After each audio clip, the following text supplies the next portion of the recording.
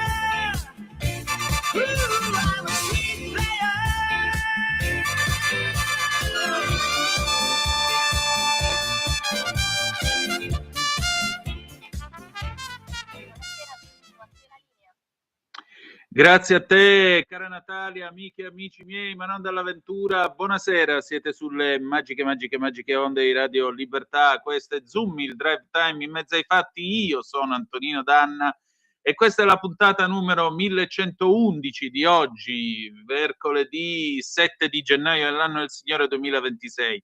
Cominciamo la nostra trasmissione, vi ricordo, date il sangue, in ospedale serve sempre, salverete vite umane, chi salva una vita umana salva il mondo intero, secondo appello radiolibertà.net.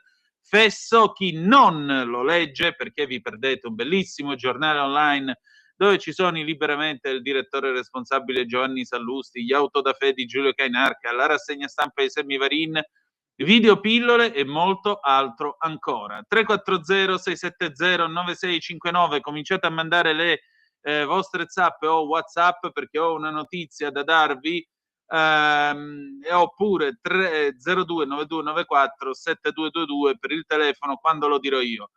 Ancora buon lavoro Natalia. Bene, signore e signori, alle 13 ora italiana, a 2000 chilometri dalle coste europee, in mezzo all'Atlantico, la Marina Militare britannica ha appoggiato un'azione da parte dei Marines americani che sono piombati a bordo di una petroliera, di una super petroliera russa che fa parte della flotta fantasma di Mosca. La petroliera, che si chiama Marinera, ha cambiato nome 20 giorni fa, prima si chiamava Bella Prima, batteva bandiera della Guyana, poi ha preso la bandiera russa. Questa petroliera, che al momento ufficialmente viaggia a scarica, è stata utilizzata già in passato per contrabbandare il petrolio venezuelano sotto banco e trasportarlo per esempio in Iran e non solo. Bene, è dunque entrato in funzione il blocco del petrolio venezuelano, petrolio che gli Stati Uniti d'America requisiscono, petrolio che, come ha deciso Trump, d'intesa con le autorità ad interim venezuelane, cioè chi ha preso il potere subito dopo il prelevamento di Maduro, che nel frattempo sarà processato a New York per narcotraffico, cospirazione e altri crimini. Bene, tra i 30 e i 50 milioni di barili verranno instradati verso i porti americani, verranno venduti a prezzo corrente sul mercato e soprattutto i soldi che verranno incassati dagli americani verranno divisi con il popolo venezuelano. A supervisionare tutto il presidente degli Stati Uniti, Donald Trump, che si fa anche garante di questa operazione. I russi, che già con Lavrov ieri avevano detto di non capire per quale motivo gli americani avrebbero dovuto abbordare una petroliera battente bandiera russa che circola in alto mare, dove vige il principio della libertà dei mari, al momento hanno reagito un pochettino blandamente, anche perché a quanto pare il sommergibile che era stato mandato dai russi a tutela della petroliera porta 24 ore di ritardo e quindi il sommergibile non è riuscito a compiere il suo compito di scorta e gli americani hanno potuto tranquillamente sequestrare questa petroliera che, ripeto, contrabbandava greggio dal Venezuela. L'imbarcazione già in passato è stata storicamente utilizzata per contrabbandare petrolio dal Venezuela. Insomma, brutta figura di Mosca in alto mare. Detto ciò, però, è giunto il momento del Qui Parlamento. Abbiamo questa sera Riccardo Molinari che parla dell'approvazione della manovra. Natalia, se sei pronta, vai pure col Qui Parlamento. Qui Parlamento.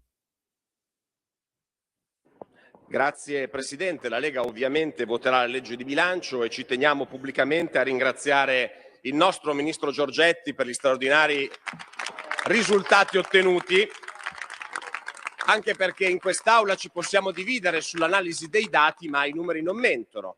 E questa legge di bilancio è una legge di bilancio che incontrovertibilmente, a un anno dall'introduzione del patto di stabilità, ci porterà a tornare nei limiti di spesa fissati dall'Europa. È una legge di bilancio che avvia un percorso virtuoso per uscire un anno prima dalla procedura di infrazione. È una legge di bilancio e una politica economica che ha portato le principali agenzie di rating a migliorare la valutazione del debito pubblico italiano. È una politica economica che ha portato lo spread ai livelli più bassi da quando ne abbiamo memoria. E tutto questo è stato possibile alterando un dogma che c'era stato narrato fino a poco tempo fa. Cioè questi risultati si potessero ottenere soltanto con l'austerità. Il ministro Giorgetti è un ministro che ha dimostrato che si possono tenere i conti in ordine aumentando la spesa sociale e tagliando le tasse, quando i governi guidati da chi oggi ci accusa facevano esattamente il contrario. Aumentavano le tasse ai cittadini e tagliavano la spesa sociale per tutti. E quindi con un certo orgoglio possiamo dire che se oggi l'Italia può camminare a testa alta nel contesto europeo è certamente merito del governo e della maggioranza, ma principalmente è merito di un uomo della Lega, del nostro partito.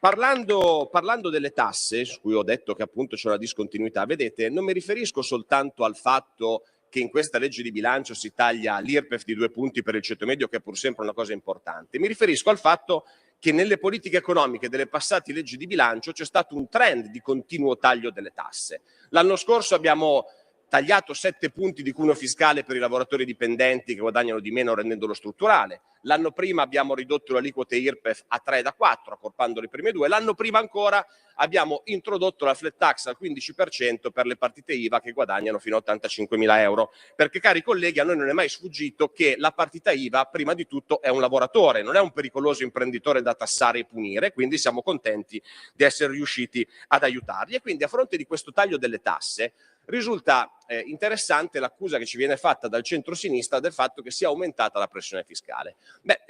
Penso che sia opportuno ribadire ancora una volta quello che il Ministro ha già spiegato, anche per chi ci ascolta da casa, che vedete il dato sulla pressione fiscale come si calcola?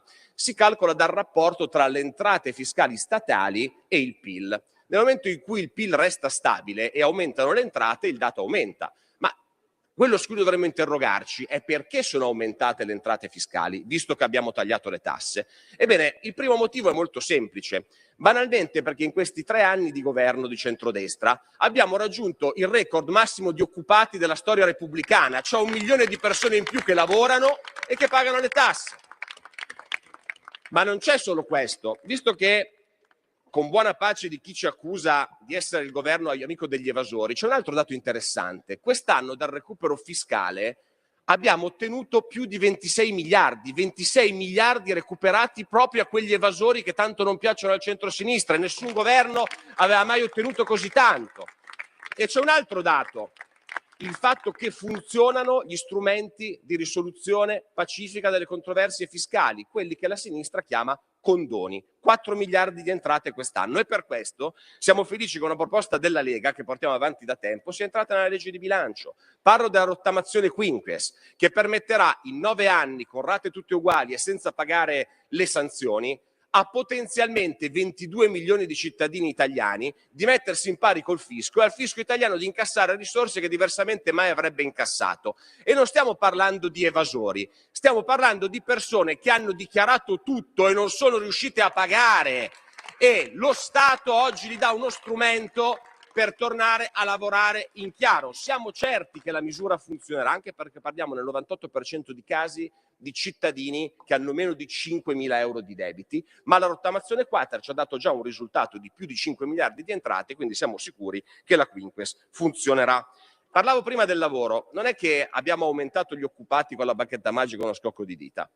Gli occupati sono aumentati per alcune scelte politiche del governo che hanno deciso di incentivare la stabilizzazione dei contratti a tempo determinato e incentivare le assunzioni di alcune categorie di lavoratori. Come l'abbiamo fatto? Usando i soldi che prima erano utilizzati come disincentivo al lavoro, cioè i soldi del reddito di cittadinanza, per detassare i nuovi contratti dei nuovi assunti a tempo indeterminato.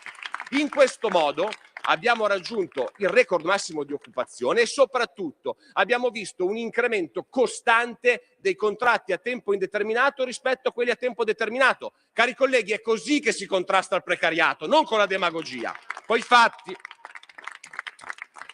Siamo però ben consapevoli che il problema non è soltanto quello del numero degli occupati, c'è un problema di salari, lo sappiamo molto bene. C'è un problema di salari, di potere d'acquisto, di peso del carrello della spesa. E per questo, oltre al taglio del cuneo fiscale di cui ho già parlato, in questa legge di bilancio entra una norma importante, la tassazione simbolica all'1% sui premi di produzione, una flat tax al 15% per il lavoro notturno e festivo, ma c'è un'altra norma di cui si è parlato pochissimo, che io ritengo sia una delle più importanti di questa legge di bilancio, visto che dibattiamo da un anno circa, anche di più, sul tema del salario minimo.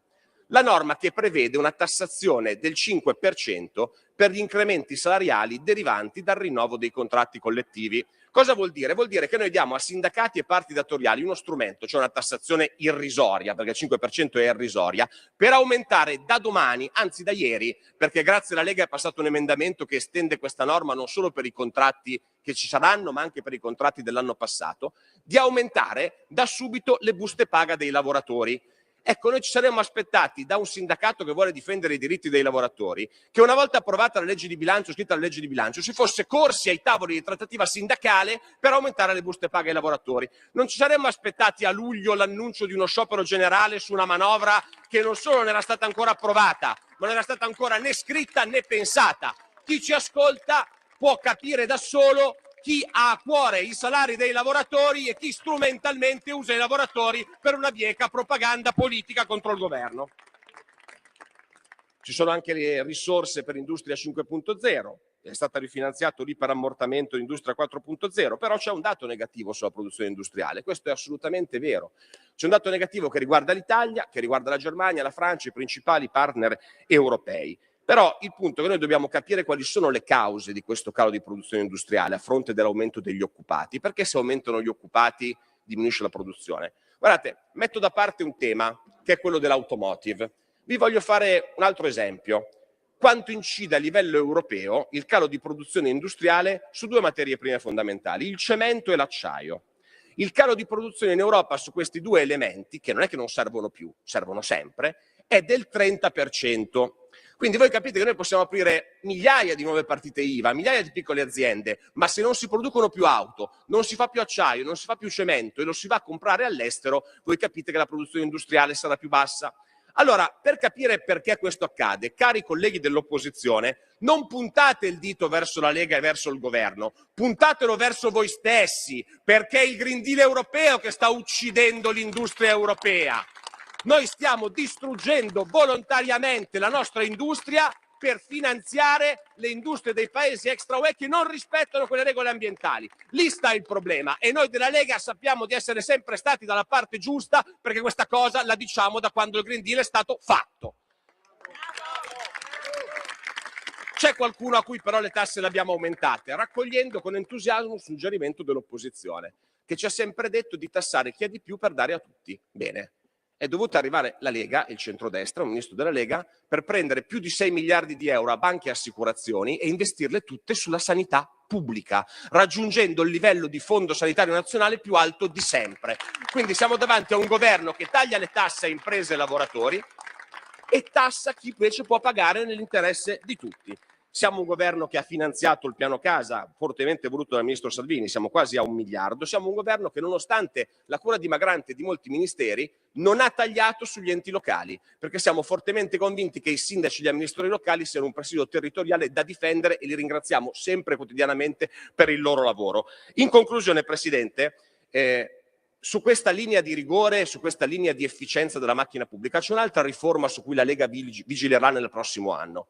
A novembre sono state scritte le preintese sull'autonomia di Liguria, Piemonte, Lombardia e Veneto. La Lega in quest'Aula è garanzia che nell'anno prossimo queste vengano approvate a livello definitivo, perché autonomia e federalismo vuol dire migliore gestione delle risorse pubbliche e migliori servizi ai cittadini.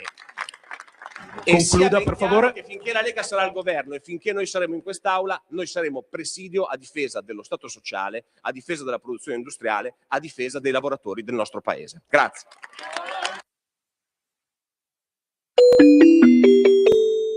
Qui Parlamento.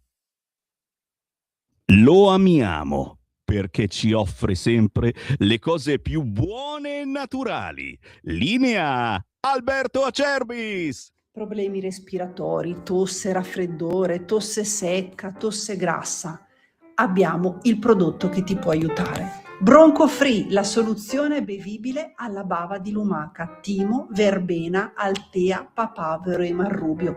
Un insieme di erbe e di prodotti che aiutano a sciogliere il catarro e a favorirne l'espettorazione in maniera naturale. La tosse è un meccanismo espulsivo naturale che il nostro organismo mette in atto quando all'interno delle nostre vie respiratorie entrano virus, entrano batteri, entrano sostanze che il nostro organismo ritiene dannose. Come fare per calmare la tosse? Bisogna sciogliere il catarro e favorirne l'espettorazione attraverso un mucolitico naturale.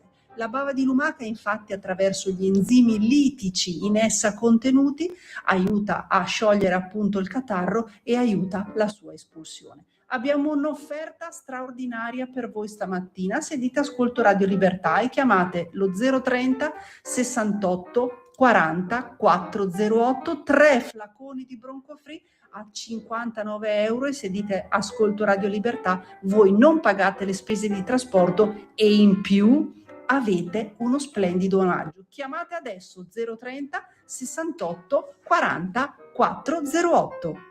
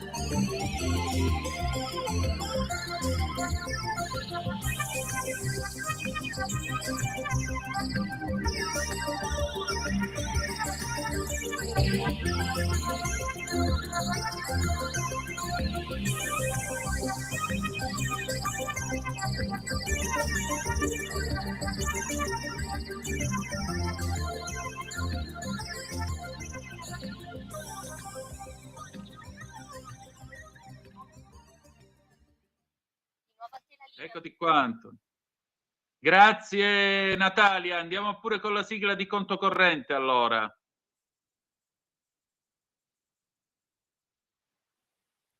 La recupero per la prossima volta, ok? Ok, d'accordo. Allora, Antonio Zennaro è con noi, buonasera e ben trovato.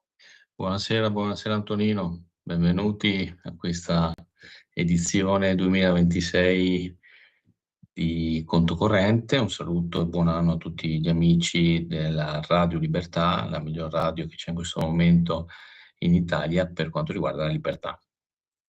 Grazie Antonio, scusa per il problema tecnico che abbiamo avuto con la sigla di Conto Corrente. Intanto avete ascoltato Jean-Michel Jarre, Oxygène del 1976 e stasera più che di ossigeno parliamo di Venezuela e parliamo di gas, petrolio e molto altro ancora. Sì, perché... Antonio, a te come la vedi sta vicenda del Venezuela? Beh, allora, intanto, come al solito, in Italia è partita la solita discussione sul diritto internazionale. Allora, gli americani e con Trump si sono tolti i guanti. Non si gioca più. Si entra in una nuova fase ed è la fase in cui gli Stati Uniti, che non è che sono la Repubblica delle Banane, quando prendono una strategia la stabiliscono con documenti strategici che sono stati elaborati, che sono anche stati pubblicati, no, a dicembre, e tutte le amministrazioni, a partire da quella militare, si devono adeguare alla nuova strategia, alla nuova dottrina del governo degli Stati Uniti. Quindi non è che è una novità, nel senso che l'hanno messo, poi vedremo anche gli effetti per l'Europa, ma l'hanno messo nero su bianco. Allora, tutti i soggetti che ostacolano in maniera diretta, ma anche indiretta, gli Stati Uniti d'America, sono dei soggetti che verranno con varie fasi di escalation comunque gestiti dagli Stati Uniti. Cosa vuol dire questo? Nel senso che, ad esempio, loro hanno il problema del narcotraffico. Ogni anno migliaia e migliaia e migliaia di droga, miliardi di droga arrivano negli Stati Uniti. Tutta sta roba qua ha creato, non so se qualcuno anche ha visto a casa, basta fare una ricerca, le città degli zombie, metanfetamina, cocaina, insomma c'è una situazione di degrado assoluto in tantissime città degli Stati Uniti. Allora Trump è andato alla fonte, ovviamente ci sono dei paesi del Sud America dove producono questi, si chiama guerra ibrida, e oltre che si finanziano questa roba qua, quindi sono amici dei narcos, destabilizzano gli Stati Uniti indebolendo la società. Poi arriviamo anche su chi sta indebolendo l'Europa. La nuova dottrina è che l'Occidente ritorna centrale e la difesa del cortile di casa diventa centrale. Quindi gli Stati Uniti non è che sono andati a rubare il petrolio, sono andati a stabilizzare una situazione in cui la classe media del paese è stata totalmente distrutta. Chi ha potuto se n'è scappato negli Stati Uniti, tantissimi anche italo-venezuelani sono scappati negli Stati Uniti, tanti sono tornati in Italia. Infatti per quello anche, no, quando la CGIL ovviamente fa la manifestazione, non conosce bene la situazione e parla con i venezuelani li mandano a quel paese perché non conoscono la situazione.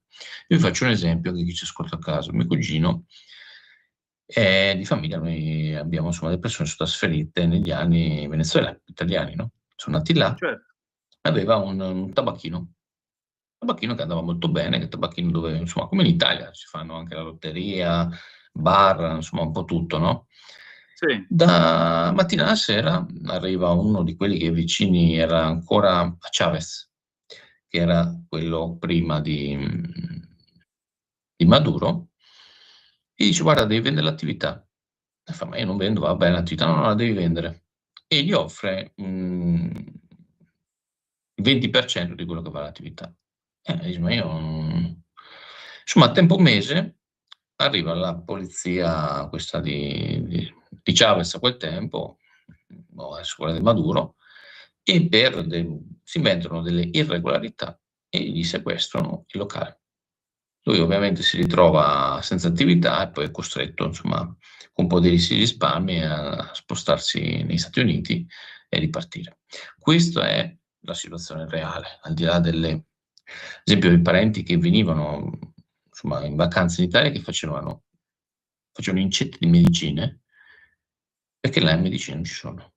Quindi questa è la realtà reale del socialismo reale, ok? Però tornando alla geopolitica, perché sennò dopo parliamo geopolitica, gli Stati Uniti non è che vanno a rubare il petrolio, vanno intanto a rendere quel petrolio che oggi non viene prodotto, è una materia che oggi non è estratta, sono solo delle riserve teoriche e ci vorranno anni di estrazioni, di lavorazioni, di impianti, di drill per prendere questo petrolio, di cui oggi i venezuelani non hanno assolutamente nessun beneficio, ok? C'è solo una piccola parte di questa elite, come nei paesi comunisti, per chi conosce il comunismo, c'è un'elite che fa la bella vita e tutto il resto si muore di fame. Ovviamente c'è tutta una parte di tutto quel mondo vicino no?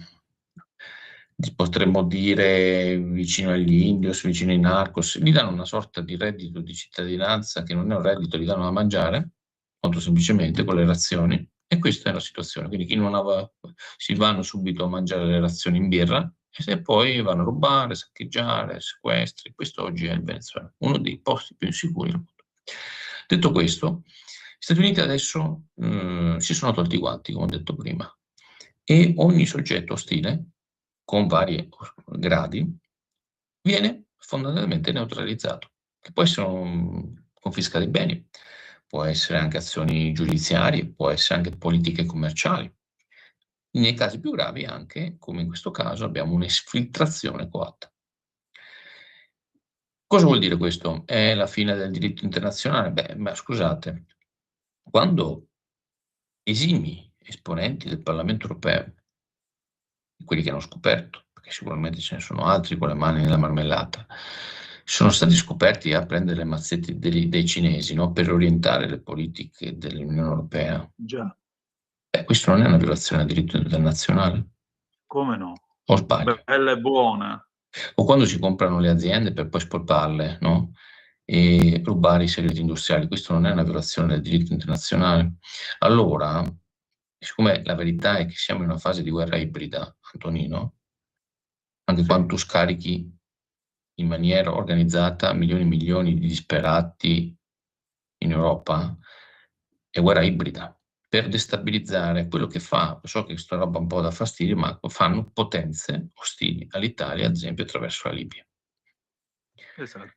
Quindi, oggi è logico che adesso c'è il panico in tanti ambienti dell'Unione Europea e del Bruxelles, perché quelli che hanno, ahimè, collaborato in maniera diretta e indiretta, o anche ostile a Trump e comunque alla fine agli Stati Uniti, oggi hanno la paura, hanno i sudori freddi, i brividi. Perché? Perché domani mattina potrebbero fare magari una vacanza negli Stati Uniti o in qualche altro paese vicino agli Stati Uniti e magari si vedono sequestrati i conti correnti o addirittura potrebbero anche essere arrestati. Perché? Perché poi oggi c'è un fattore in più rispetto a qualche anno fa. Oggi comunque con la tecnologia come il Palantir, loro riescono a entrare con l'intelligenza artificiale, comunque a avere maggiori informazioni che non sono ovviamente pubbliche, perché mo hanno beccato questi, no? Questi parlamentari, questi collaboratori, poi hanno scaricato, vabbè, comunque hanno beccato un po' di gente, no, in Europea. Ma gli Stati Uniti sanno chi ha lavorato e lavora per i cinesi e comunque contro gli Stati Uniti. Sono convinto che quindi non si fermerà qui la vendetta di Trump, ma poi non è la vendetta, è il ritorno a quello che è sempre stata la politica degli Stati Uniti di difensore dell'Occidente. E io mi aspetto anche nel corso del 2026 un'azione, perché lo dice il documento del Dipartimento di Stato americano, di contrasto alle politiche migratorie, soprattutto di matrice dei fratelli musulmani e comunque con la velocissima e anche innaturale tentativo di tantissimi soggetti di islamizzare il paese, cioè il paese, non l'Italia, scusa, dell'Europa, che già sta avvenendo, ma oltretutto, come vediamo anche ad esempio con le manifestazioni pro-PAL, avete visto, no? Che gli hanno beccato, sequestrato i soldi, che venivano fondamentalmente dalle organizzazioni terroristiche, ma questi sono quelli che hanno beccato. Quindi quanti soggetti oggi operano per destabilizzare l'Europa, l'Italia, con riciclaggio di droga, con tante altre situazioni, no? Terrorismo, insomma, anche con tutte queste ONG che operano, che portano i migranti in maniera coatta, sono tutti soldi puliti? Ma non lo so.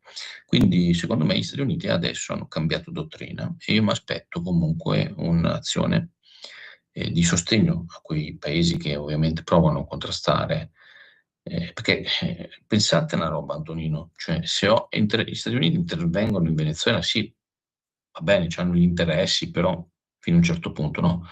Ma secondo voi gli Stati Uniti e Trump non interverranno in Europa con tutti gli interessi che c'ha gli Stati Uniti in Europa? Cioè lasciano che ad esempio si crei il partito islamico che vuole mettere la Sharia, capito? Cioè, decisamente no. Io non sono convinto che forse modelmente alla fine saranno gli Stati Uniti ancora a salvarci la libertà, perché poi se il leninismo nell'ultima fase terminale, comunismo, chiamiamolo come ci pare, diventa la Sharia, no? Perché poi questo alla fine sta diventando, no? Gli ipercomunisti si stanno fondamentalmente, alla fine sarà la fase finale, si convertiranno ai fratelli musulmani, no? Quindi all'islamismo, che è stato espulso poi da tutto, no? Ci sono tantissimi video dell'intelligenza di Emirati Arabi, la stessa Arabia Saudita, no? Che dicono noi abbiamo via, no? Tutti, manca il stesso Marocco, tutti quelli che sono estremisti islamici che predicano la Sharia, non li vogliamo. Quindi Certo. sono arrivati in Europa, quindi io sono convinto che alla fine lasceranno che l'Europa diventi, soprattutto il nord Europa. Ancora noi per fortuna ci salviamo, abbiamo un po' di problemi sulle città, Antonino, grossi. Sì. Uno perché i sindaci non fanno i DASPO e poi non sono operativi sotto questo profilo, tanti sindaci di orientamenti, ma anche alcuni di destra, non è che sono tutti fenomeni, perché uno è di destra, diciamoci la verità. No, figurati. E bisogna essere più incisivi, speriamo che con questo referendum sulla giustizia anche sblocchi una serie di situazioni, però sicuramente, tornando al tema geopolitico, tecnologia. C'è una guerra fortissima sull'intelligenza artificiale, sul predominio tecnologico. Quindi continuerà anche qui la sfida. E noi europei stiamo a guardare, no? Perché noi siamo bravi nelle procedure burocratiche, no? Cioè noi non abbiamo la I in Europa e abbiamo fatto già tutta la regolamentazione sulla I. Vabbè, detto questo, ne abbiamo già parlato la settimana scorsa. Altro tema poi oro, argento, tutti quei metalli che sono preziosi per la stabilizzazione anche della bilancia commerciali, ma anche poi terre rare, anche vedete tentativo anche comunque sarà un maggiore intervento anche in Africa, cioè non è che l'Africa può diventare dove i cristiani vengono tutti massacrati, no? C'è il tema poi Libia. Certo. Io non so se si può lasciare la Libia in questa situazione. Io l'ho seguita spesso quando ero in Copasir e in Libia c'è stata un'azione per, se vogliamo, anche un po' colpa nostra, ma poi noi in Italia abbiamo sempre le mani legate, se anche qualcuno fa delle operazioni, la procura, è questo e quello, no? E 50.000 giornali ti fanno l'inchiesta. Cioè, alla fine la Libia andrebbe stabilizzata con un governo amico. So che questa è una roba che fa impazzire, no? Cioè, ma avete visto il video di quello che sembrava che gli scoppiava la vena, no? Contro i ragazzi venezuelani, no? La verità è che la Libia non può essere un failed state. Quella è stata una pagina di una vergogna unica, perché no, ma ti dico, uno che dice a un esule, tu sei un traditore, è un ignorante totale, cioè ci sono 8 milioni di venezuelani fuori dal loro paese, ossia il 30% della popolazione. Non li puoi definire traditori. La seconda cosa, se lui è un traditore, allora è traditore anche Sandro Pertini o è traditore anche Giuseppe Saragat, perché sotto al fascio erano esuli in Francia, uno lavava tassì e l'altro commerciava, come si dice, vino. Allora sono stati traditori pure loro. Allora tutte le persone che sono scappate dalla guerra, che appunto, ma poi non si vergognano a difendere un dittatore. Ma io penso che sia, io adesso non voglio, poi ognuno è libero di fare quello che gli pare, perché siamo per fortuna in democrazia, ricordiamocelo sì, appunto, sempre. proprio perché noi non abbiamo più il senso di che cosa significhi vivere in una dittatura, grazie a Dio. No, perché ad esempio a me piace, sul fronte tecnologico, ad esempio a Cina a me mi piace tantissimo perché hanno fatto veramente una cosa pazzesca, però la Cina sempre c'è un tema, non è che non ce l'ho contro i cinesi, però alla fine se tu sei contro il governo cinese, stai in Cina, ti spengono, nel senso che ti spengono l'azienda, no? Certo. Non puoi uscire di casa, c'è la patente a punti, tutte queste robe, appunti nel senso che punti sociali, no? Non puoi lasciare la tua città, c'è tutto un sistema comunista comunque, tolto l'aspetto business, che comunque è preoccupante per noi occidentali che siamo abituati, comunque anche io sto qua questa sera a esprimere la mia opinione, non è che domani mattina, no, vengo arrestato, no? No. Antonino. Ecco, noi, quindi io capisco il manifestare, però ragazzi, io capisco anche manifestarselo per robe un po' più che interessano gli italiani, no? Cioè nel senso che ci sta la roba, se uno vorrebbe fare le manifestazioni comunque non vanno bene, non è che io so chi manifesta, però insomma A me mi sembra che tanta gente che comunque ha un approccio politico alle questioni, quindi siccome Trump è di destra, allora io no. Però detto questo, Antonino, non è finita qua. No. Cioè, io so che tante persone, ho parlato anche che sono di centrodestra, sono andati in ansia, oddio, no, Trump ha fatto però una roba brutta. Lo so, però se ti portano, ti faccio un esempio, sta settimana sono stati sequestrati 130 kg di droga, in Sì. un comune vicino al mio, Sì. mafia albanese. Beh, ragazzi, se comunque si creano, cioè il tuo paese, cioè se i territori vanno in mano ai clan, ai cartelli, insomma diventa una sud-americanizzazione del territorio. Beh, non è tanto bella anche questa roba qua, però, Quindi andare alla fonte e ristabilire un po' d'ordine, questo poi è il discorso di Trump, è anche deterrente poi, cioè colpirne uno per educarne tutti gli altri leader sudamericani che magari mandano, no, le FNA, c'è anche questo messaggio anche al Messico, perché il Messico è un altro paese che sta andando verso una situazione di instabilità per colpa dei narcos, no? Basta leggere la... Infatti. Allora penso che Trump, e non solo lui, io penso non si fermerà neanche su questa amministrazione qua, che comunque sono ancora 3 anni, tenderanno a ristabilire un po' l'ordine. E quindi anche l'Europa, capisco che ho visto le dichiarazioni, ma anche l'Europa deve capire che vuole stare. Perché adesso anche sull'Ucraina vogliono mandare militari, vabbè, paesi come la Francia, l'Inghilterra, io penso stiano giocando con un gioco pericoloso, Sì. e non abbiano la forza né economica, che se tu non riesci a controllare le due città, ma ragazzi, ma mandassero l'esercito veramente nelle banlieue, nelle cose, no? Cioè, che anche noi, qualche quartiere, forse un po' di esercito e sotto tribunale non civile, no? Per chi fa veramente azioni, no, di devastazione della città, forse un po' gli servirebbe, Però io vedo Macron e anche gli inglesi vogliono mandare l'esercito, secondo me è un po' una scommessa pericolosa. Alla fine Zelensky secondo me non passerà l'anno, perché vuoi non vuoi, se gli Stati Uniti ti spengono, ti spengono. Loro sono convinti di voler fare senza gli Stati Uniti in Ucraina, vediamo chi avrà gioco, no? Su questa partita. Però, ripeto... Ma guarda, io stavo facendo una riflessione prima di andare in onda. Sai che oggi pomeriggio c'è stato il sequestro della petroliera russa che faceva parte della flotta fantasma che contrabbandava il petrolio venezuelano.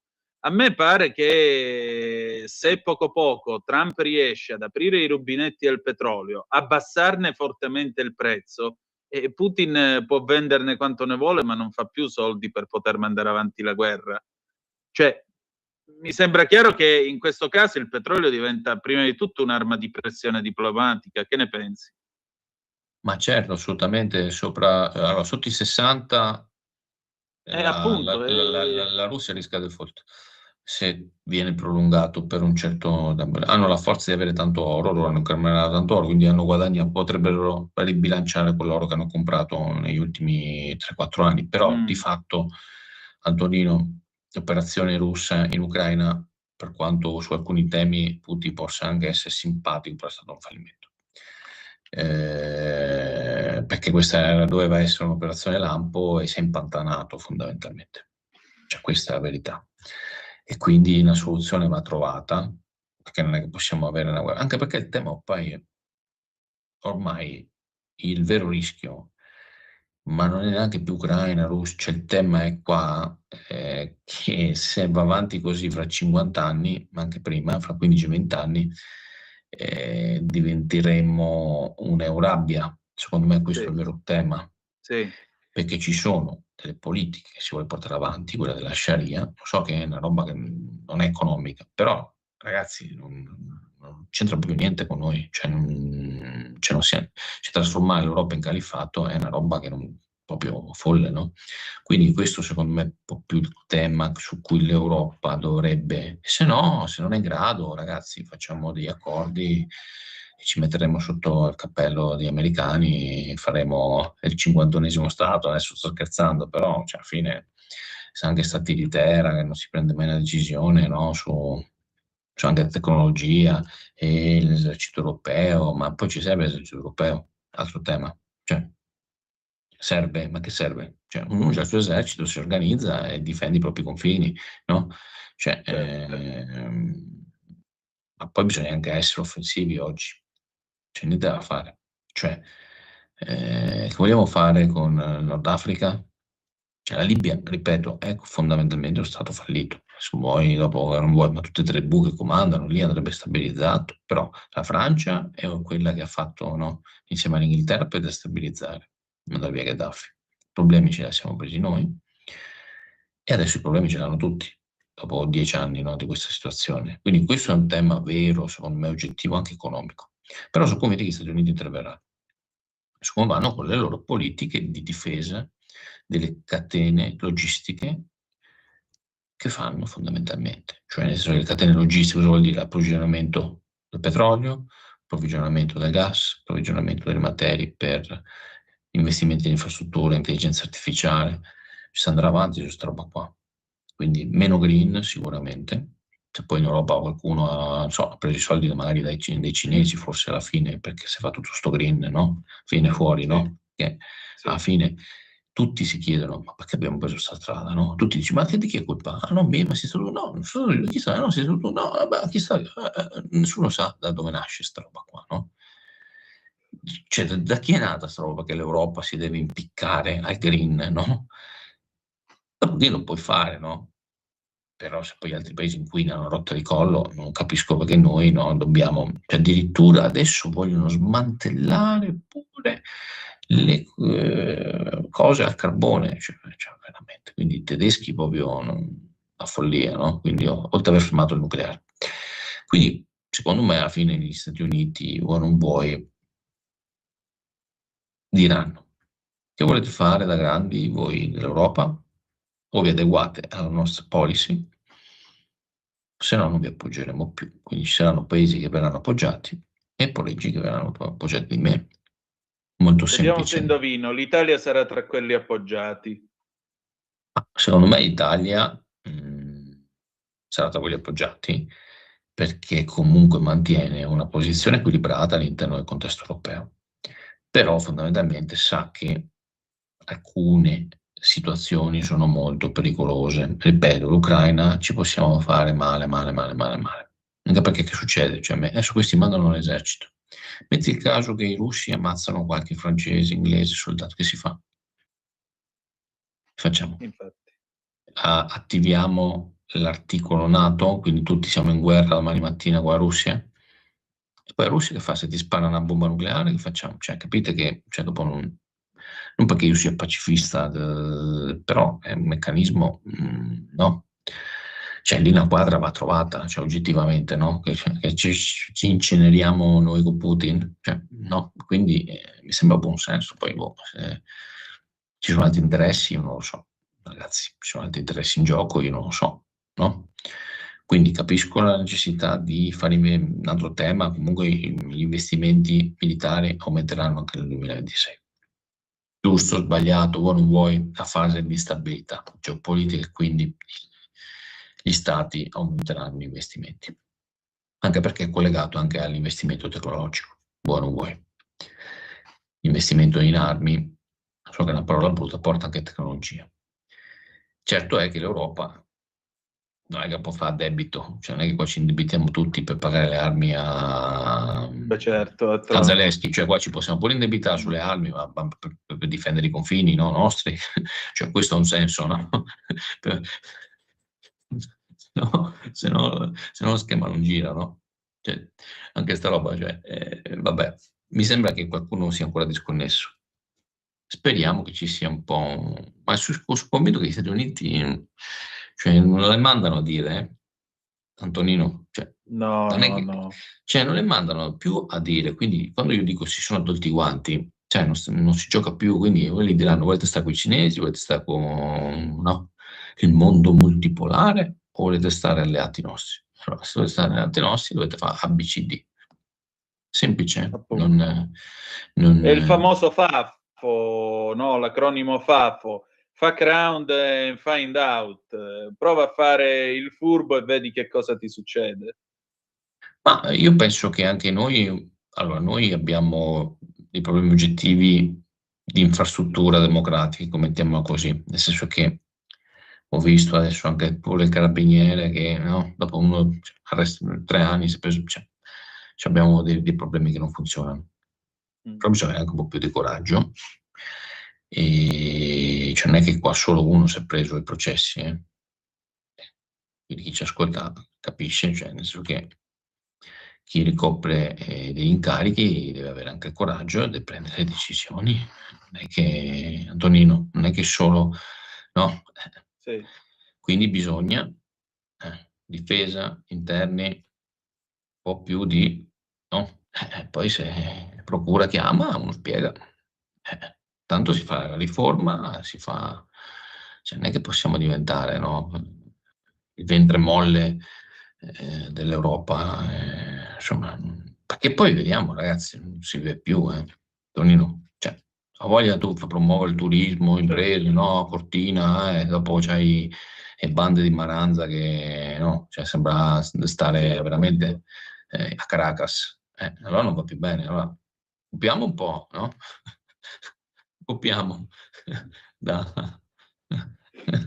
zio Trump. Ma sai, non solo i Maranza come nei peggiori bar di Caracas, mettiamoci pure il croato che a quanto pare ieri avrebbe ammazzato un povero Cristo di appena 34 anni, una persona per bene che aveva appena finito il suo turno di lavoro come capotreno. Io penso questo, che sulla sicurezza c'è un problema oggettivo. Uno, dobbiamo fare più carceri. Proprio oggettivo, lì bisogna investire.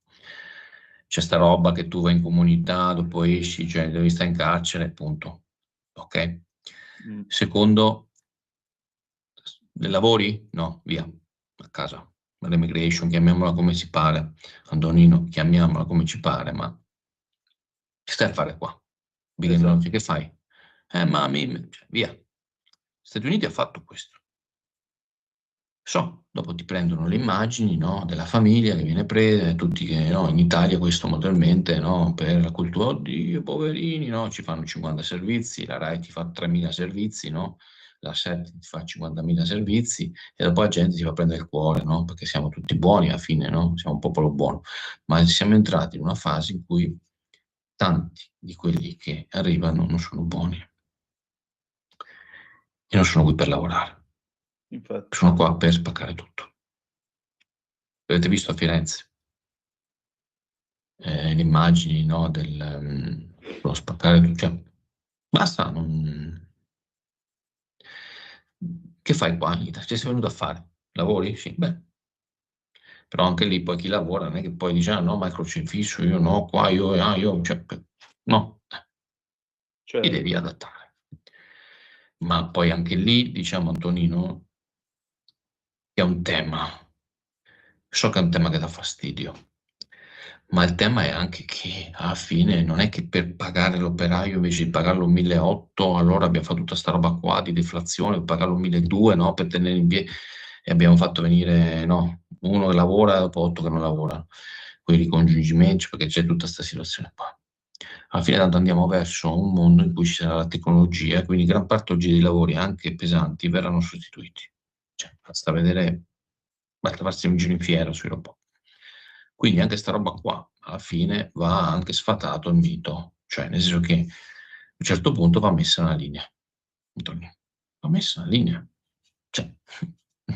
Chi lavora va bene, ma non è che può entrare ogni anno 1 milione e mezzo, capito? Va messo un limite, e poi chi c'è, chi c'è non c'è, nel senso che non è che, no? Se no diventa un'altra roba, diventa più Italia, chiamiamola come un'altra roba, no? Chiamiamola Italia, ma già abbiamo visto le città, io ho visto i video impressionanti, ad esempio della Sardone, no?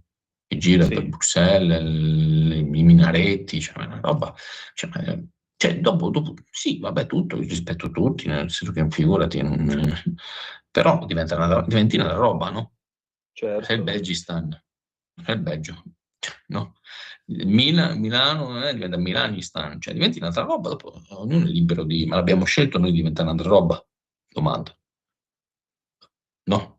Infatti. Quindi io sono convinto che gli Stati Uniti siano arrivati a un livello in cui hanno detto basta, e secondo me ci aiuteranno anche in Europa ci sarà un rebalance, come si dice, sulle politiche, sulle cose. Sono convinto che si ferma qua, non è una fiammata. Sono convinto che ci saranno i paesi europei che comunque diventeranno naturalmente islamici, e altri paesi in cui invece non saranno, rimarranno, ci sarà un mix equo, però equo, stabile, organizzato. E poi Polonia è comunque un esempio che ha fatto un lavoro di incentivare il lavoro, incentivare gli imprenditori, incentivare chi lavora, e oggi non c'è bisogno di milioni e milioni no. E riesce comunque ha superato ad esempio l'Inghilterra sul PIL, quindi insomma si può fare una via alternativa insomma, no? E questa è la strada anche economica, ma sono convinto che non si ferma, cioè tornando alla cosa, gli Stati Uniti si sono tolti i guanti e adesso Sì. non si fermano più. È quello che penso anch'io. Antonio, senti, per concludere, questa settimana cosa dobbiamo tenere d'occhio? Ma sicuramente dobbiamo tenere d'occhio il prezzo del petrolio, perché potrebbe calare ulteriormente. Secondo te a quanto può arrivare? Secondo me lo portano a $40. Trump è capace che lo porta a 40. Tenteranno a portarlo a 40, però la Russia secondo me adesso aumenterà l'escalation, secondo me, geopolitica. Cioè la risposta non arriverà dai cinesi, perché i cinesi alla fine sono molto pro business, quindi non è che si è visto con l'Iran, alla fine tutta questa alleanza, no? I cinesi mettono lì, gli hanno mandato un po' di missili su Alibaba, no?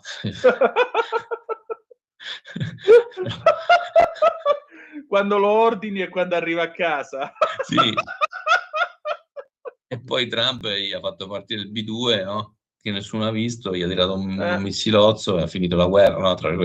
Quindi i cinesi alla fine si muovono solo per loro, si è visto.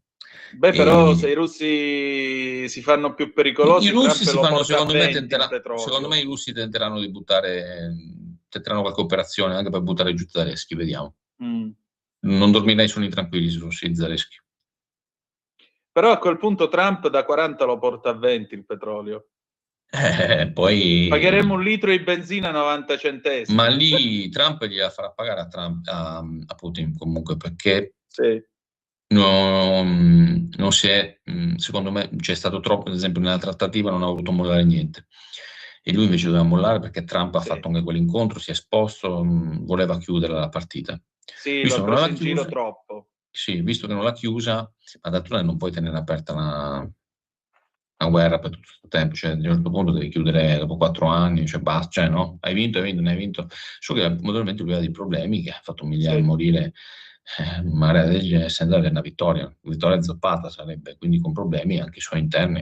Vabbè, però quando fai la guerra, ragazzi, cioè, i leader cascano anche, non è, cioè, lo sappiamo anche in Italia, noi no, nel senso che fai le guerre e poi perdi e fai anche brutta fine, cioè, non è che sempre va tutto liscio, no? Quindi le guerre sono pericolose, quindi occhio. Allora Antonio, vediamo che succede questa settimana, ma nel momento in cui vedremo il petrolio a $40 capiremo che la guerra in Ucraina è destinata a finire presto. Antonino, sicuramente possiamo chiudere su una roba, ci hanno veramente rotto le scatole per anni quel discorso, il dollaro, non c'è niente sotto il dollaro è il multipolare, il dollaro non vale nulla. Poi quando ti presenti con 150 elicotteri e 50 navi, ecco cosa c'è dietro il dollaro. Esatto, esattamente. E ora arriva la sorpresa. Antonio, grazie di cuore, ci ritroviamo Buonasera. mercoledì prossimo. Alla prossima. Buona serata. Ciao. Allora, facciamo una bella cosa chiudendo questa puntata di conto corrente 340 670 9659, sono le 19:14 minuti e 25 secondi. Noi ce ne andiamo un momento in pausa e poi torniamo con Cesare Cremonini, Padre e Madre del 2019. A tra poco. In quanti ti promettono trasparenza, ma alla fine ti ritrovi sempre con la bocca chiusa e non puoi dire quello che pensi? Radio Libertà non ha filtri né censure. Ascolta la gente e parla come la gente.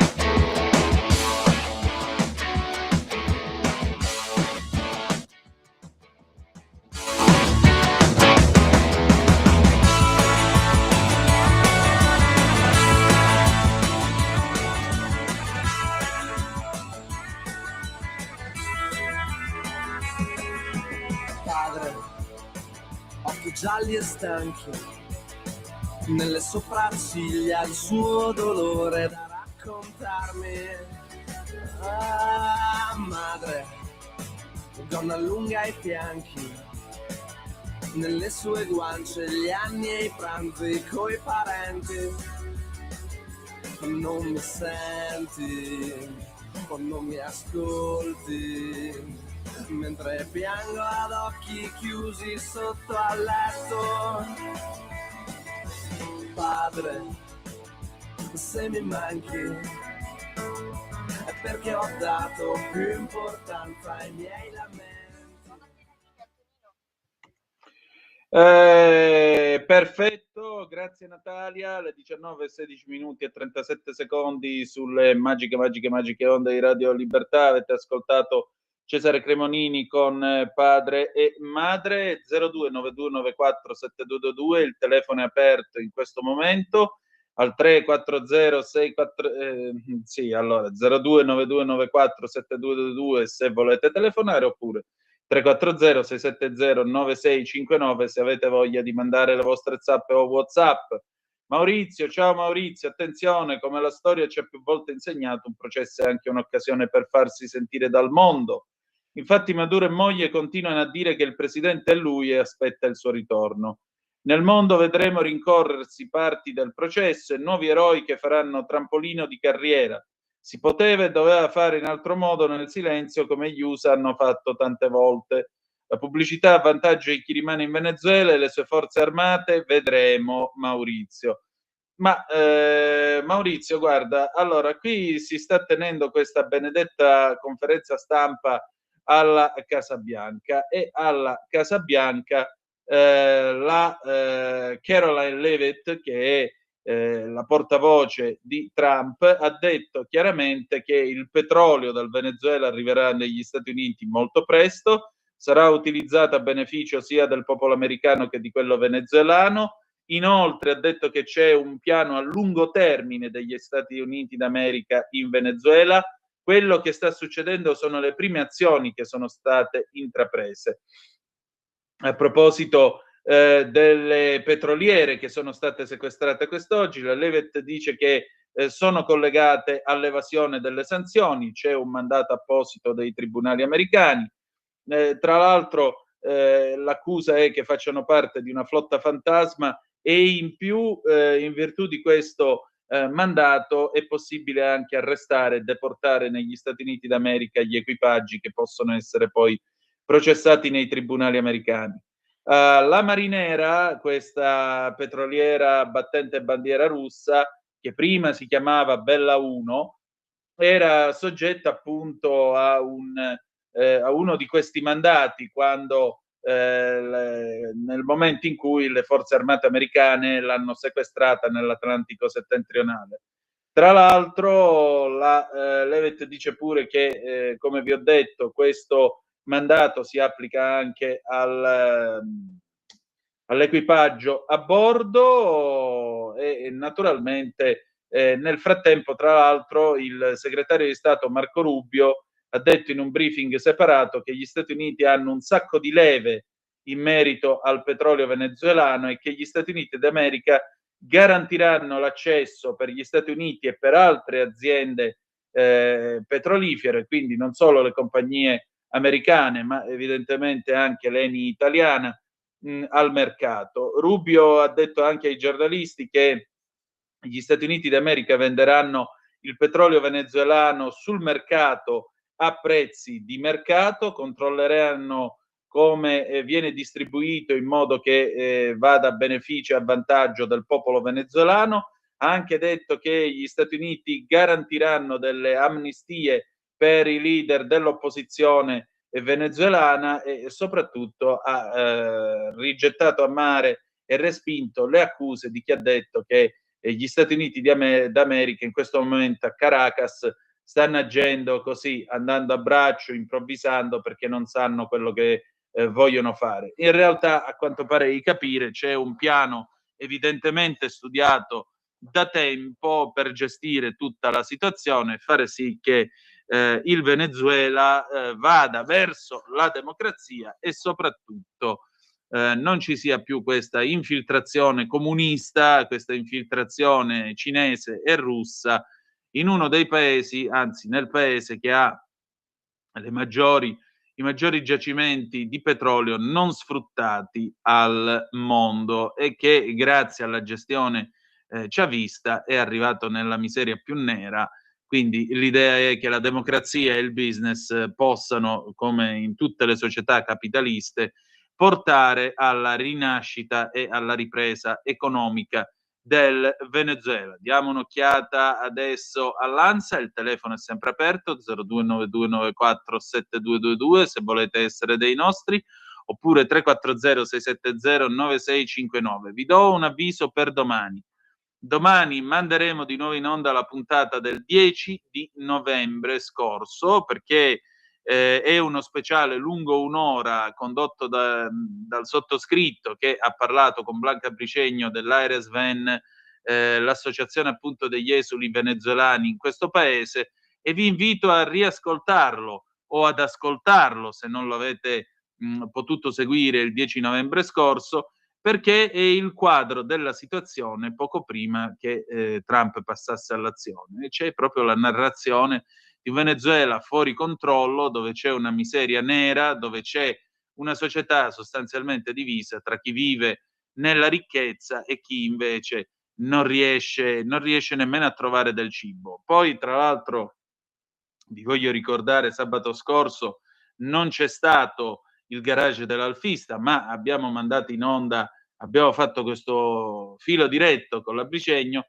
Lei ci ha raccontato addirittura che se non vai a fare le manifestazioni mettendoti la camicia rossa pro Maduro, ti davano il cibo avariato, che è qualcosa di disgustoso, cioè sfruttare la povertà della gente, la miseria più totale pur di fare le parate, cose che nemmeno ai tempi del fascismo in questo paese. L'agenzia ANSA ad H. Larenzia in centinaia per il saluto romano e il grido presente, vicini gli antifascisti. Alla vigilia della commemorazione aggrediti 4 militanti di Gioventù Nazionale, l'azione forse ripresa dalle telecamere, nel comando una decina a volto coperto. La Meloni, quando il dissenso diventa aggressione, la democrazia perde. Il 7 gennaio del 1978 un comando di ragazzi comunisti sparò e lasciò a terra un gruppo di militanti del Movimento Sociale Italiano che avevano semplicemente commesso l'errore di radunarsi lì ad H. Larenzia, alla sede del Movimento Sociale Italiano di H. Larenzia. Il calcio, la Serie A, in campo Napoli-Verona 0-2, Crans-Montana, folle di giovani per l'addio a Chiara, Riccardo, Giovanni, Sofia e Achille, non ci siano omissioni, Blocco navale, gli Stati Uniti sequestrano 2 petroliere legate al Venezuela, gli USA controlleremo il petrolio venezuelano a tempo indefinito, c'è sempre la famiglia del povero Trentini che è in carcere in Venezuela da tempo, giornate di speranza e angoscia, rispettate il silenzio. E poi, per finire, la Lotteria Italia, primo premio da 5 milioni a Roma e poi c'è l'elenco di tutti i biglietti vincenti. No, io non ho vinto, quindi niente. Benissimo, le 19:24 minuti e 32 secondi. A questo punto io vi lascio al faccia a faccia con Fabio Amendolara e vogliamo parlare del povero capotreno ucciso a Bologna da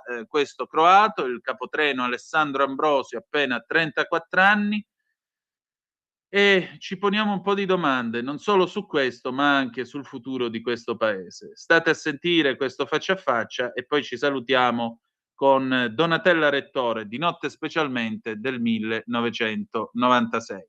Domani replica dello speciale Venezuela del 10 di novembre scorso, che vi invito a seguire, e noi ci ritroviamo con Chilometro Zoom venerdì alle 17:30 sulle magiche onde di Radio Libertà.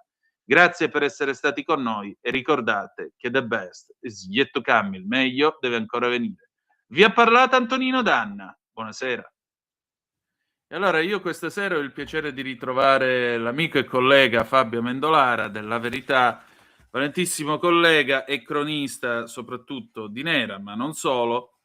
Ecco, Fabio, io veramente sono perplesso. Tu oggi giustamente fai la tua ottima cronaca su quanto è successo alla stazione di Bologna. Croato ammazza un giovane capotreno, si dà alla fuga, aveva dei precedenti. Questo galantuomo, si fa per dire, tal Marin Jelenic, 36 anni, croato senza fissa dimora. Ma come fa uno a stare la bellezza di 2 anni in giro per l'Italia con un coltellazzo appresso, comunque con un coltello in tasca, e non essere espulso, non essere toccato da niente? Ma che paese è questo qua, scusami? Ma hai pienamente ragione, ci sono migliaia di casi di questo tipo. La cronaca, basta fare una piccola ricerca su Google per vedere quanti personaggi come questo croato hanno già agito e poi non si sono macchiati di reati così gravi, ma di molestatori seriali davanti alle stazioni, di persone denunciate per furti continui e reiterati, di porto di armi, di ubriachezza molesta, sono veramente ormai in quantità industriali. Bene aveva fatto il ministro Piantedosi a, diciamo, volere la zona rossa lì davanti alla stazione, nelle vicinanze della stazione di Bologna, però abbiamo visto che nonostante ciò il livello di pericolosità di questi personaggi che si aggirano là attorno è elevatissimo. Quindi di cosa abbiamo bisogno? Abbiamo bisogno di un controllo serrato, di far sentire le persone tranquille. Io stesso, quando scendo dal treno in alcune stazioni, Milano in primis, provo forte preoccupazione. Non moltissimo tempo fa, su un treno che collega Roma con la Campania, a un certo punto nello scompartimento, con un treno interregionale, un Intercity, a un certo punto nello scompartimento mi sono trovato da solo con tutti stranieri. E a una certa stazione sono saliti 2 vecchietti e si sono fiondati per potersi sedere accanto a me, perché era proprio palpabile la situazione di tensione. Gli stessi controllori e operatori di Trenitalia, quando si avvicinavano per chiedere il biglietto, si percepiva da lontano un miglio che avevano un'agitazione addosso a 1000, e quindi il clima in cui questi poveretti lavorano è questo, il clima in cui i passeggeri si muovono è questo. Quindi un'inversione di rotta a questo punto è necessaria. Ecco, tra l'altro stamattina diceva la radio che è stato trovato, questo signore è stato fermato a quanto pare a Desenzano del Garda, e qui il punto chiaramente si fa ancora più particolare, cioè dalla tua ricostruzione viene fuori che questo ha seguito, avrebbe seguito il capotreno. Voglio anche dire il suo nome perché non si può morire a 34 anni ed essere dimenticati. Alessandro Ambrosio, tra l'altro un signore che nella vita, nel tempo libero, era anche un musicista, suonava, una persona più che pacifica, che aveva appena finito il suo turno, aveva appena finito di guadagnarsi pane onestamente. Ecco, questo tizio l'avrebbe seguito fino a questo parcheggio e poi gli avrebbe tirato una coltellata all'addome. Dopodiché, qualche minuto dopo, riappare nelle immagini delle telecamere a circuito chiuso di Bologna Centrale, al binario 1 si prende un altro treno, sull'altro treno viene comunque segnalato perché ha un comportamento estremamente aggressivo nei confronti dei viaggiatori. Non contento di tutto questo, lo fanno scendere a Fidenza, prende un altro treno, arriva a Milano. Cioè, veramente qui mi sembra che siamo in una finzione di legalità, perché se io domattina prendo un treno, salgo senza i biglietti, prima di tutto mi identificano, poi mi fanno scendere. Questo qui, scende, risale su un altro treno, va in giro, alla fine viene inquadrato ieri notte alla stazione centrale di Milano e alla fine lo trovano a Desenzano. Ma può uno circolare così, indisturbato, come se niente fosse? Allora la domanda successiva è: quando è che cominciamo a vedere di nuovo un po' di polizia sui treni? Beh, questa è la domanda. Non molto tempo fa, credo prima dell'estate, su Panorama avevo pubblicato un dossier molto interessante, con tutte le aggressioni che c'erano state, agli operatori di Trenitalia, sia durante le corse che nelle stazioni.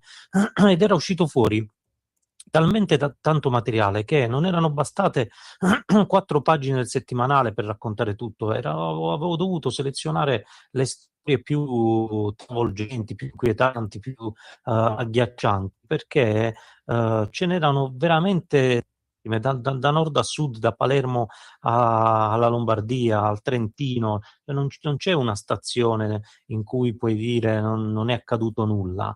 E ci sono su scioperi che passano in silenzio, soprattutto a livello locale, del personale di Trenitalia, ma non solo, anche di diciamo quelle compagnie che gestiscono magari delle piccole tratte, perché non soltanto per questioni lavorative, ma si sciopera anche per la sicurezza ormai.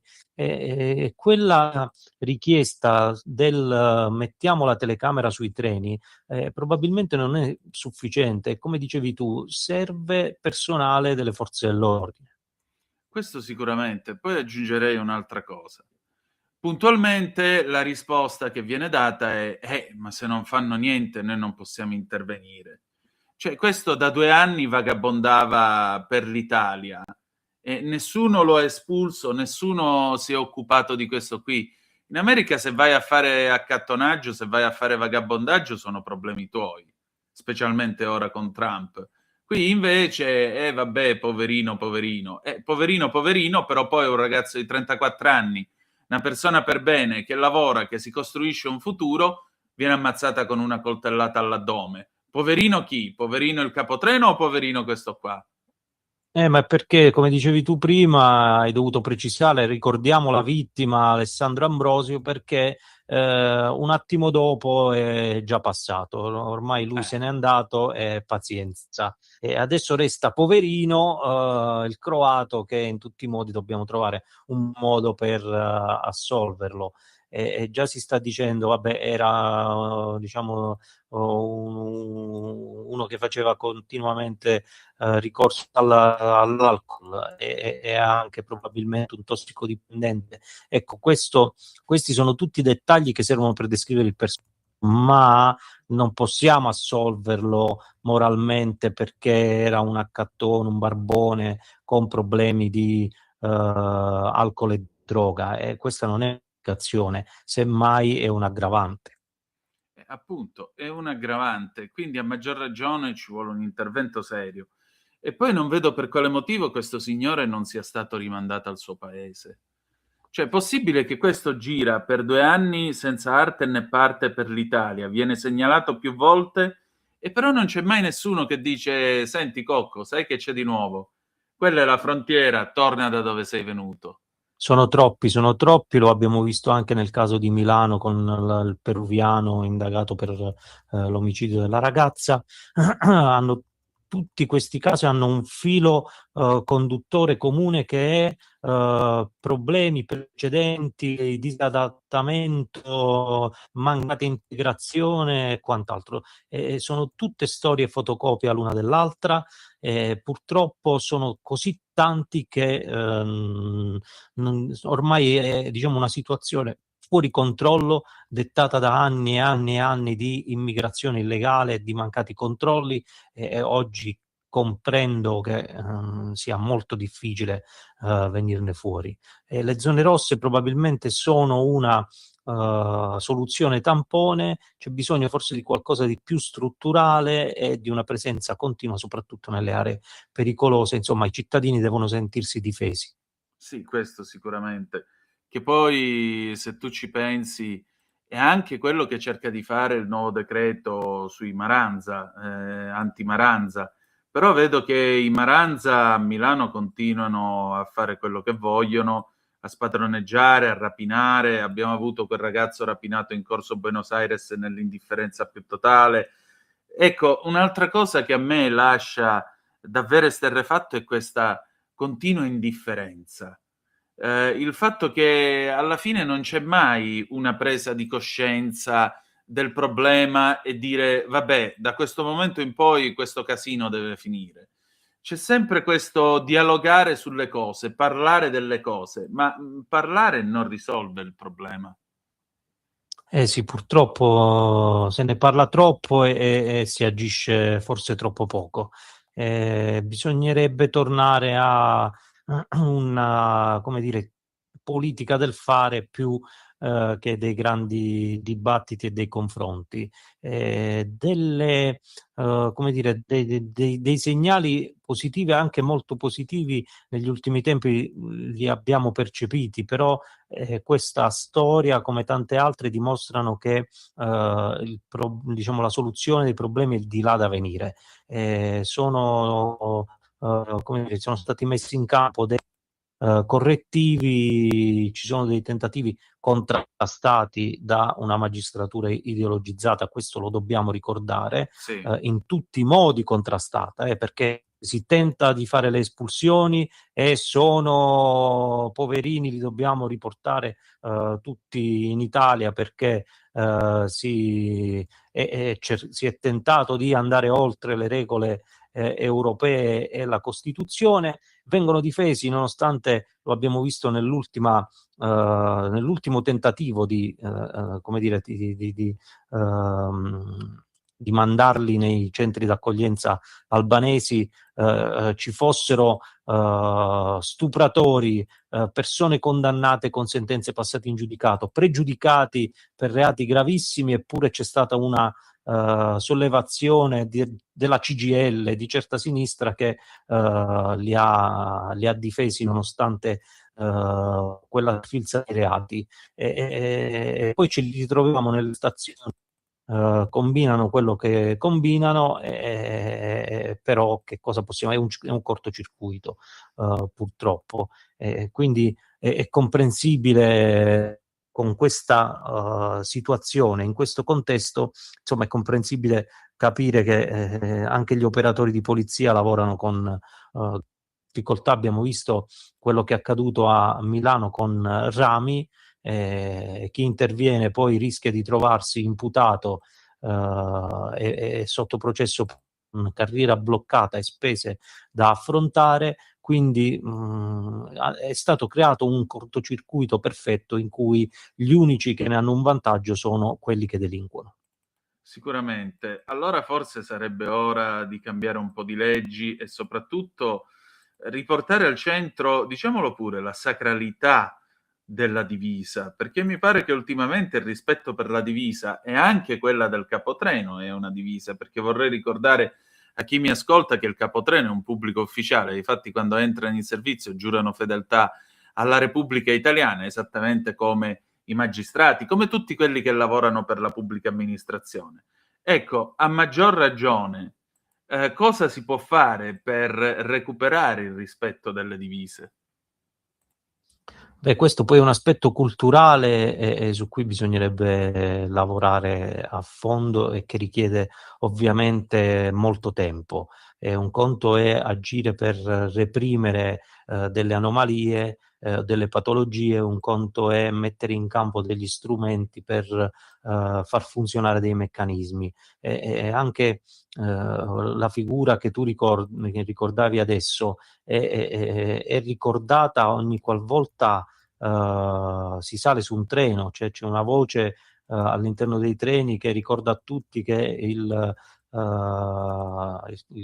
funzionario di Trenitalia è un incaricato di pubblico servizio e che quindi se chiede i documenti bisogna fornirglieli. Bene, già è qualcosa che è un passaggio in più a livello informativo che può aiutare.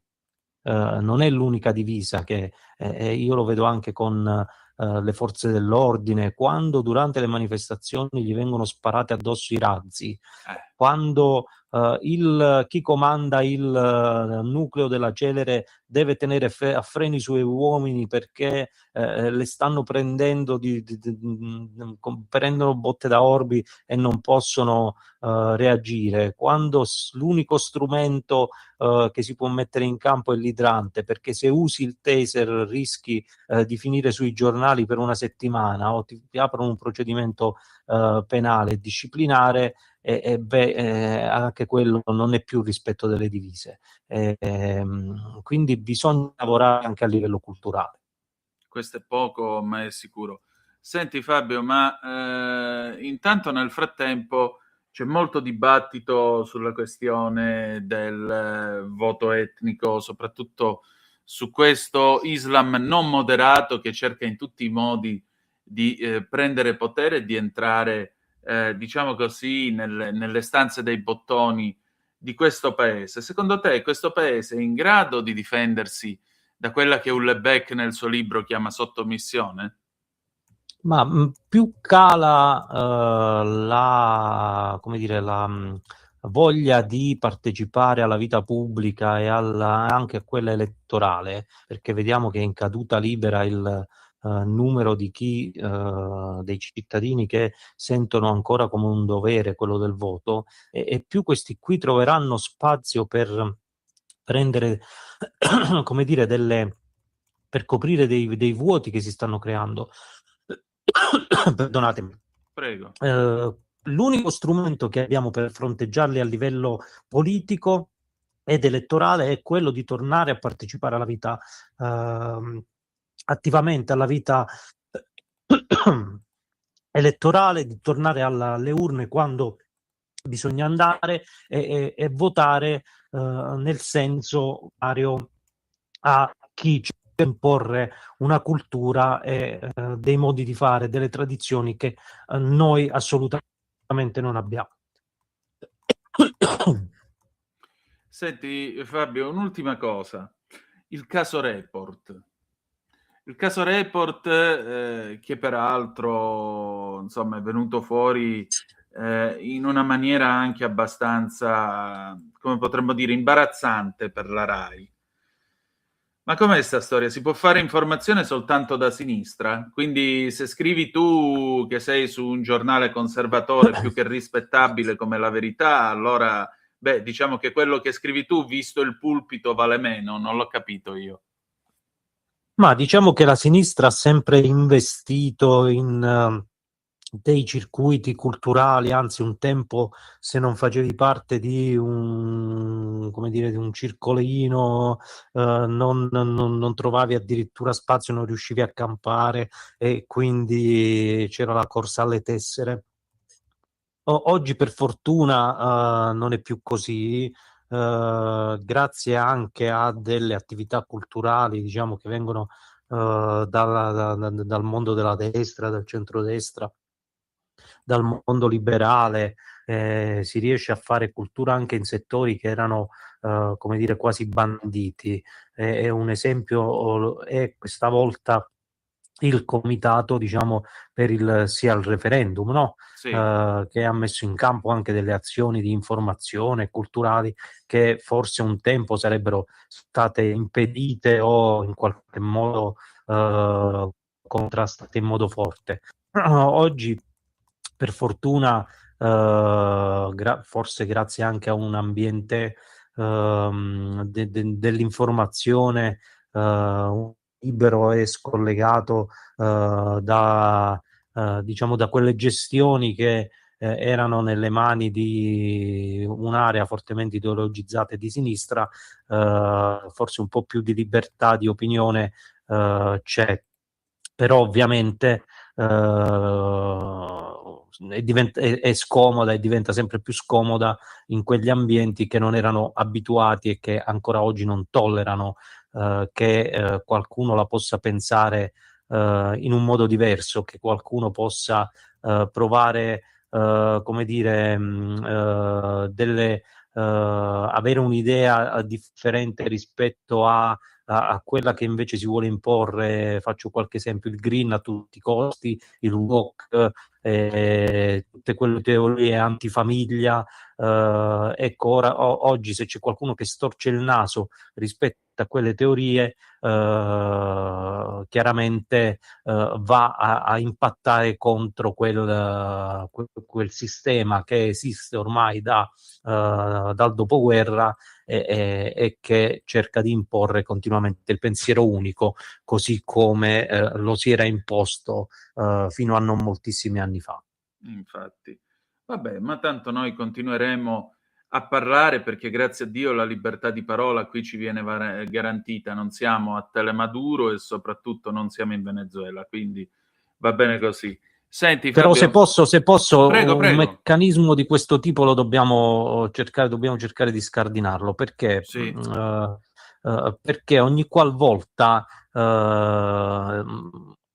solleviamo una questione anche soltanto perché il giornalista cosa deve fare? Deve farsi delle domande, deve dubitare. Invece che cosa il pensiero unico, a cosa arriva a fare?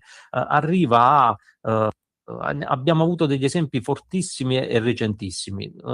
Periodo Covid, se l'intellettuale, il giornalista si chiedeva cosa stava accadendo, si chiedeva perché non venivano fatte le autopsie alle vittime, si chiedeva perché venivano importate delle mascherine in un certo modo, diventava automaticamente e veniva etichettato da quella parte ideologica come un negazionista della pandemia. E se si chiedeva se era utile il Green Pass, diventava un Novax. Se si chiedeva se i vaccini erano pericolosi perché non c'erano tutte le garanzie, diventava un Novax. Lo stesso è accaduto con l'invasione, come dire, la guerra tra Russia ed Ucraina.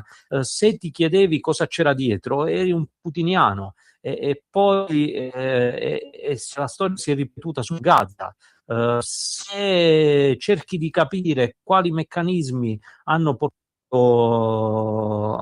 oggi sono tornati di attualità i finanziamenti ad Hamas, Sì. ecco, se vuoi cercare di capire come arrivavano i soldi ad Hamas, automaticamente uno del meccanismo sionista, e questo si ripete sempre e parte sempre dalla stessa parte ideologizzata. Esatto, e non c'è altro da aggiungere. Ma noi, per fortuna, continueremo a raccontare questo ed altro, che è la cosa più importante. Grazie Fabio. Grazie a te e a chi ci ascolta. E buon lavoro, grazie ancora.